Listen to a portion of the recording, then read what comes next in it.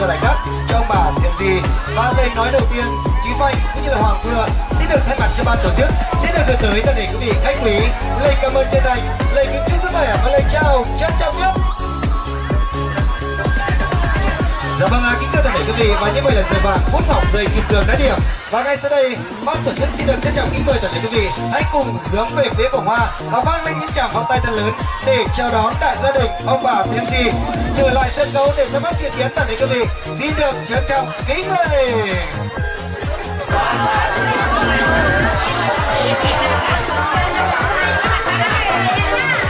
Ban tổ chức xin được trân trọng kính mời đại diện gia đình, anh chị em, cô dì, cậu mợ sẽ cùng trở lại sân khấu Tân Gia ngày hôm nay để cùng ra mắt diễn tiến. Toàn thể quý vị cùng anh chị xin được trân trọng kính mời.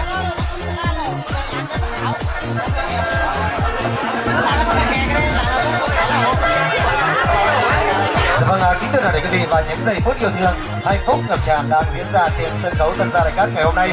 Và toàn thể quý vị có thể vang lên một tràng pháo tay thật lớn để chào đón đại gia đình hạnh phúc Tân Gia Đại Cát ngày hôm nay được không quý vị ơi?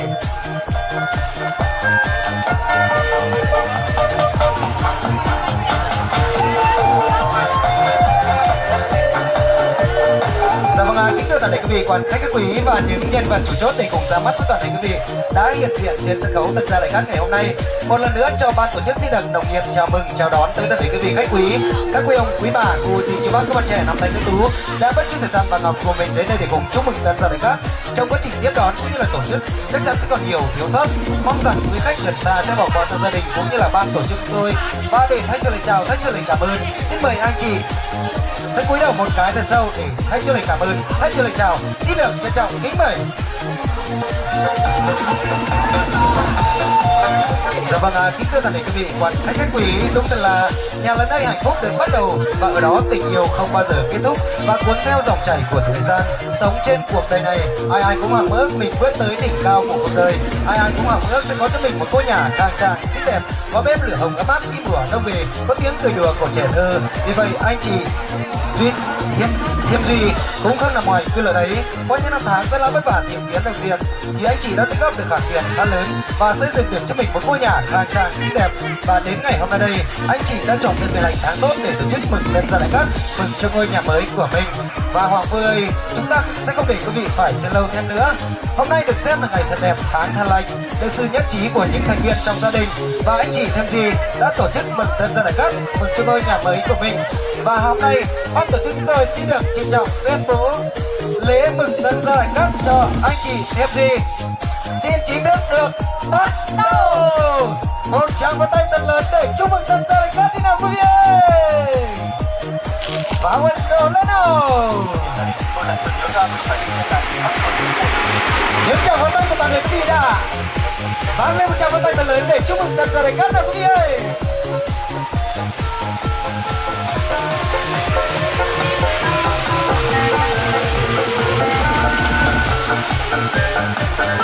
Dạ vâng, kính thưa toàn thể quý vị, và màn bắn pháo sáng vừa rồi đã chính thức khai mạc buổi tiệc mừng Tân Gia Đại Cát cho anh chị Thiêm Duy.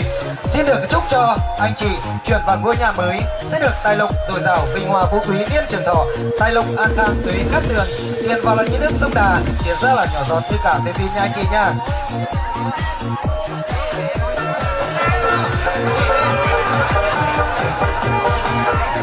Tổ chức tranh tài vào mẹ bên ngoài em mặt cần như nào mình đi xuống núi sinh hoạt rất mong chờ tầm mắt tàng quang ở tay hơn ai em cái bài người ai của tình ai mình đi còn chơi cái tô nàng cái phòng chơi tranh tài vào mẹ bên ngoài em mình đi sân bóng này em cái bài người ai qua còn đang chấm ba hà lầy mất sai cái chỗ này chấm ba lúc hòa cái trắng mì hà lầy cái trắng là hát khẩu mơ non là hát khẩu mơ rú cái trắng tổ chức bắt khẩu một muôn trong con thôn máu này dùng cái trắng này cáo mấy sân bóng này bọn em sân bóng to bọn mẹ sân mơ nụ mất làn sân bóng tổ cơ quan chính quyền xã bản vì năm bản của bản đại huyện là xã hao nhà học bay học cần hay đất nơi sẽ đi vì học kiềng mang sự về hay báo trà bìa na bộ ông cắn bị ít mong muốn trong con thôn máu là dùng toàn của biết người ai cái bài em của tình ai mày nè ngàn cử mi quan rằng ngày xưa sau đang nga ở tay hơn hải em cái bài người ai còn mi quan cho con hảo của mẹ bên đầu hao cô dây cái bản là mất tướng chào bàn đến nơi cô dây cán nước là mất tướng chào hù cô với ca là hở lấy ý lại không phù tu nòng tu na là mi là bà tổ màu nhưng tu tàu là bất nhã sừng dao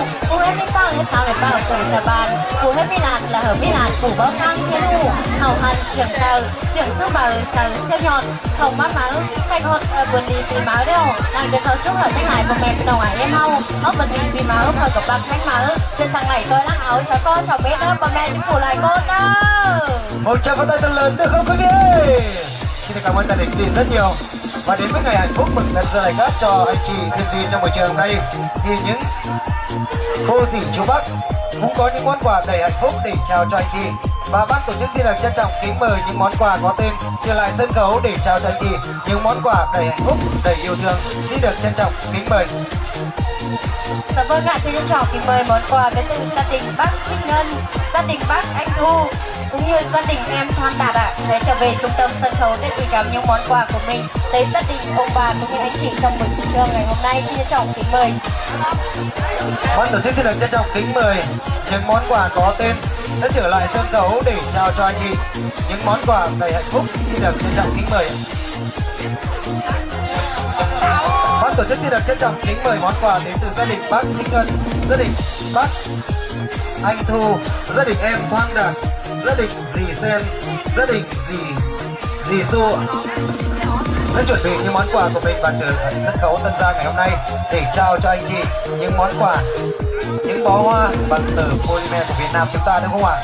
Những giây phút trao gửi yêu thương đang diễn ra trên sân khấu Tân Gia ngày hôm nay. Và toàn thể quý vị có thể vang lên một tràng pháo tay nữa để chúc mừng hạnh phúc, chúc mừng cho những món quà đầy hạnh phúc này được không quý vị ơi?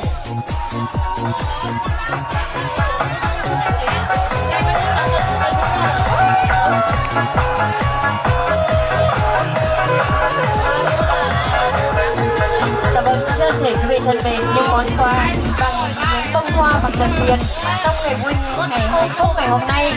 Còn những món quà để gửi tặng cho gia đình anh chị cũng như ông bà xin được thay mặt cho ban tổ chức cũng xin được thay lời cho gia đình anh chị. Xin được cảm ơn những món quà đến từ đại diện của các đại diện trong gia đình đã có những món quà. Và món quà xin trân trọng kính mời một món quà nữa ạ. Xin trân trọng kính mời món quà đến từ gia đình ông Minh Nén ạ. Bắt đầu gia đình ông Minh Nén sẽ trở về để gửi gắm những món quà của mình tới anh chị cũng như là ông bà trong buổi trưa ngày hôm nay. Xin trân trọng kính mời. Vâng, những giây phút trao gửi yêu thương, những món quà đầy hạnh phúc đang dần trao cho anh chị Thiêm Duy trong buổi trưa ngày hôm nay.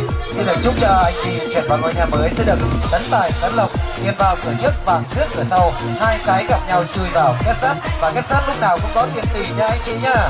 Chúc tất toàn thể quý vị sẽ có một bữa tiệc thật là ngon miệng và vui vẻ.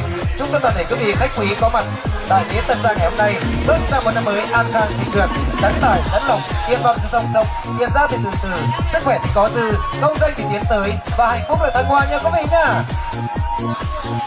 Dạ vâng ạ, kính thưa toàn thể quý vị, và để chính thức khai tiệc trong buổi mừng Tân Gia này các ngày hôm nay, ngay sau đây xin được trân trọng kính mời anh chị sẽ tiến về phía chai champagne và bóc chai champagne ra ngôi chai champagne để cùng chúc mừng Tân Gia này các cho anh chị. Xin được trân trọng kính mời.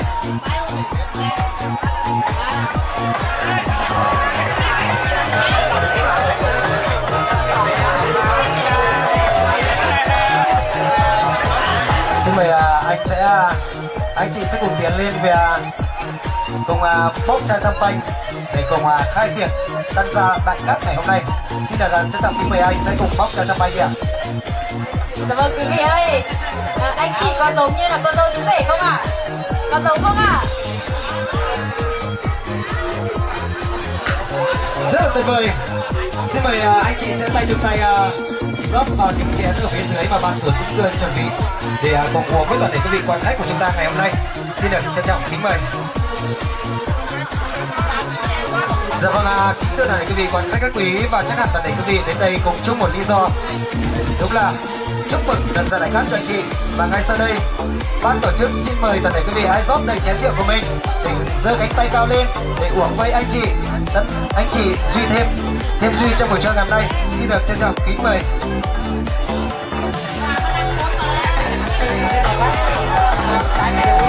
Xin mời toàn thể quý vị, cô chú anh chị, các bạn trẻ ở phía dưới chúng ta hãy cùng rót đầy chén rượu của mình đi ạ, để cùng uống với anh chị trên sân khấu được không quý vị ơi?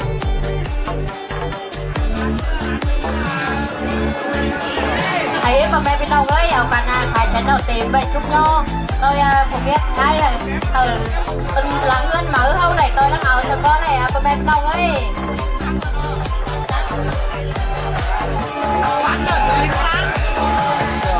Ban tổ chức chúng tôi xin được làm phiền toàn thể quý vị trong giây lát ạ. Xin mời toàn thể quý vị, cô chú anh chị các bạn chúng ta cùng rót đầy chén rượu của mình, giơ cánh tay của mình cao lên để uống với đại gia đình hạnh phúc. Anh chị trên sân khấu được không quý vị ơi? Được chưa quý vị ơi? Ban tổ chức siêu một hai ba chúc mừng tần gia đại cát nha quý vị nha. Được chưa các chị em ơi? 1, 2, 3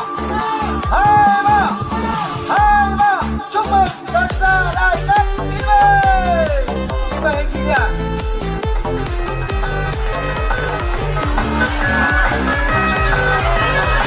Xin mời toàn thể quý vị, chúng ta cạn nha quý vị nha, 100% là rượu nha quý vị nha. Xin được chúc mừng anh chị, chúc mừng tần gia đại cát cho anh chị. Xin được tấn tài tấn lộc nha anh chị nha.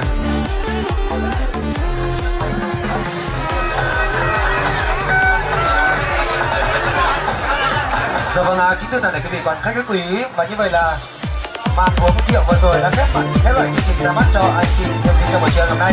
Một lần nữa xin được gỡ lời cho anh chị, xin được gửi lời cảm ơn chân thành tới các quý ông quý bà cô dì chú bác các bạn trẻ năm nay tươi tú đã bớt chút thời gian bàn ngọc của mình đến đây để cùng chúc mừng tần gia đại cát.